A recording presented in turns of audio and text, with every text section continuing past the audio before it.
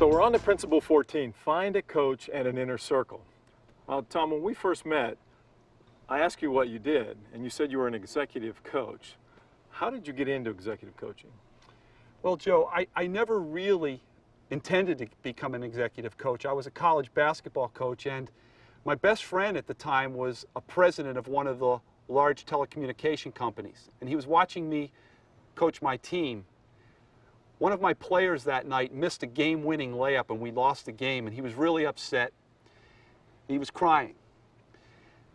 I embraced him, my players embraced him, assured him, hey, he was one of our teammates, things were going to be okay, and my friend was watching this, and he came up to me afterwards and he said, I'm doing really well in my company, but I would like that bond, that spirit that I just saw to somehow be infused into my team. Can you help me? And I was honored, and I said yes, and that's how it all began. So if I was looking for an executive coach, what should I expect from an executive coach?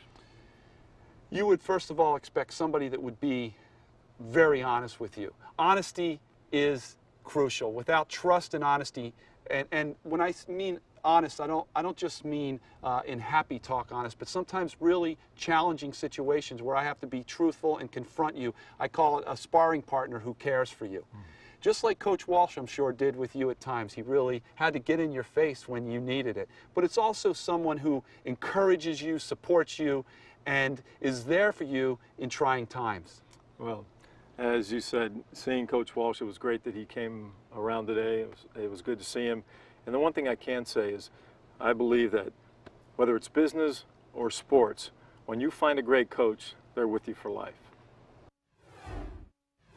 To have a team and a coach in an inner circle, to me, is very, very important. And how do you find those people? It's really hard to say. For me, I start with being open and honest with everybody, and you try and figure out who you have a rapport with or with whom you have a good rapport. And I think the concept of sparring partner is one of the most important things for me. You got to have someone that's going to give it back, and that's how you really develop the trust. And so Tom and I could really hit it off, and he would give it back to me, and we'd just be able to talk in a good way. And so I think in terms of having a team in an inner circle, I think all of the members of an inner circle really need to be a sparring partner in that they give it back to you.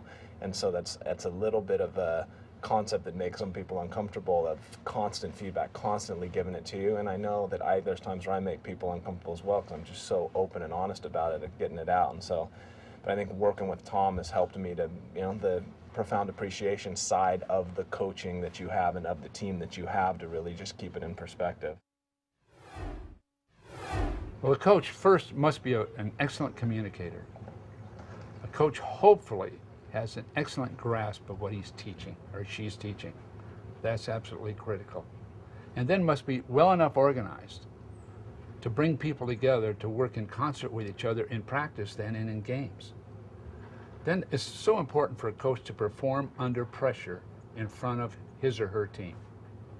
I think the players responded to me because I was very effective during the game making decisions. So they began to trust me. They could trust me.